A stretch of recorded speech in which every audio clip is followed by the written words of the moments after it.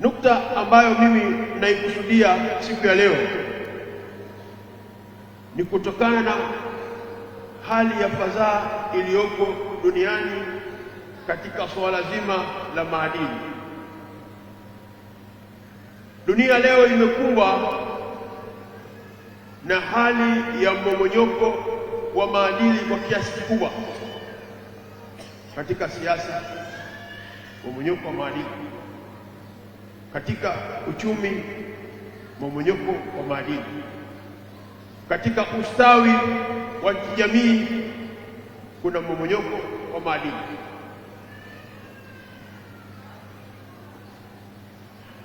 Sasa ukiangalia asilimia kubwa ya wakazi duniani leo, takriban ni bilioni 8.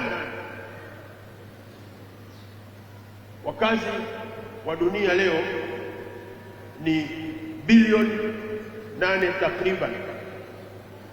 Katika hawa bilioni 8, bilioni 5.2 ni wana wa Ibrahim, ni watu wanaoamini imani ya dini za mbinguni: Mayahudi, Wakristo, Waislamu. Hawa wote ni watu wa imani. Sasa kwa kuwa tunaungana katika imani ya kumwamini Mwenyezi Mungu Subhanahu wa Ta'ala, tukiwa bilioni 5.2, mto wangu, kwa sisi tunaoungana katika imani,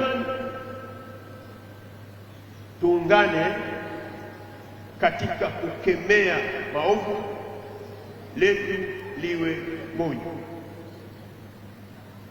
Tuungane katika kuikataa dhulma, letu liwe moja. Tuungane katika kuhakikisha kwamba maadili mema yanatekelezwa na sisi ambao ni waumini wa Mwenyezi Mungu Subhanahu wa Ta'ala. Hata kama tunakhtalifiana katika baadhi ya mambo, tunakhtalifiana katika akida, lakini bado amani, utulivu, kila muumini anahitaji katika maisha. Kwa hiyo wito wangu kwa wana wa Ibrahim, wito wangu